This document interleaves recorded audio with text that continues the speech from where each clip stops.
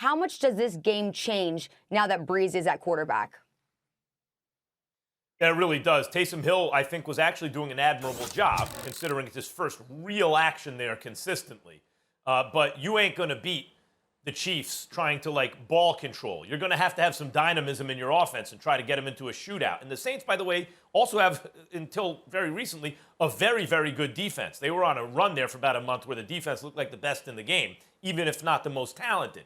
So the difference between Taysom Hill really learning how to lead the team and be an effective NFL starting quarterback, or Jameis Winston, who gave you a puncher's chance, but it came with high risk, versus a motivated Drew Brees, coming off injury, knowing that this could be his swan song. Remember, he was thinking about retiring last year, with maybe the best, most balanced team he's been on, at least since they won the Super Bowl, and knowing with only one bye in each conference, and the Packers hot on their tail, that they really need to win this game that could be a Super Bowl preview, and knowing that even if you forget about the bye, he ain't going to want to have to travel to Lambeau in winter to go to the frozen tundra in the playoffs versus a home game in the Dome where they're much, much better.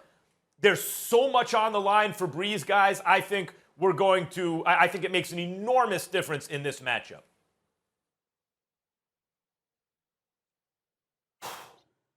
When I look at this game, I do agree with the notion that it's more difficult to prep for Taysom Hill than it is for Drew Brees, because as exceptional as Drew Brees is, he's a drop-back passer. It's what he does. And literally, he's living in the pocket because he's not one who scrambles outside of the pocket too often.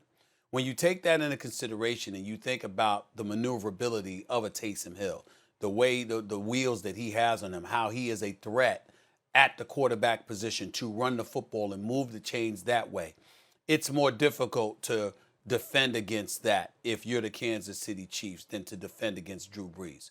But I still say that Drew Brees, his accuracy throwing the football, his chemistry with Michael Thomas, the kind of things he can do in terms of flinging that football to the accurate level that he does, makes everybody around him more lethal, because they could just get a step and Drew Brees is going to get the ball to them.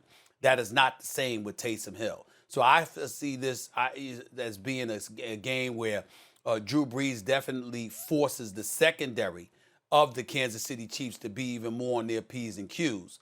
But also, if you're Sean Payton, to keep Kansas City off balance, you can still utilize Taysom Hill in a fashion that you did for years prior to Drew Brees getting injured.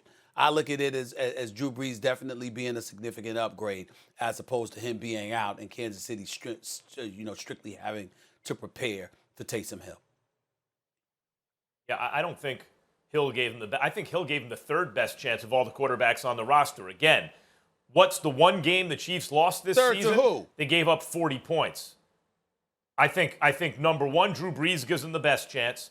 Then against the Chiefs, specifically just the Chiefs, Jameis gives them the second best chance because he gives you a puncher's chance at least. He'll throw the ball down the field. And then Taysom Hill. I don't think you beat the Chiefs with ball control. Yes, you want to keep Mahomes off the field, but when you look at the games they've lost in recent years, high-scoring games, 40 points to the Raiders. What was it, 40-32 or something like that? And even the rematch that was tough was a high-scoring game. You want, in fact, counterintuitively, to get into a high-scoring shootout with the Chiefs, not because you're likely to win. You're likely to lose, but you're more likely to win than if you just try to ball control them. This ain't a team you're going to be able to ball control to defeat.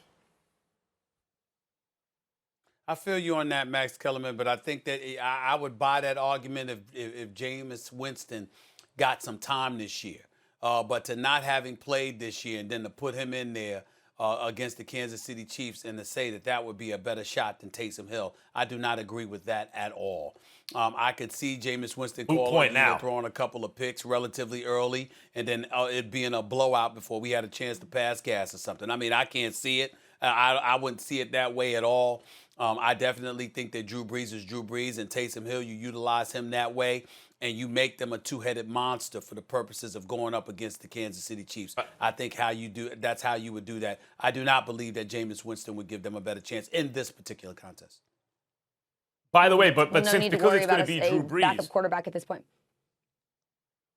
But because it's going to be Drew Brees, I'm sorry, Charlie. I was just going to say, because it's going to be Drew Brees, the whole idea of like the yards per attempt was so low this year. But again, no Emmanuel Sanders.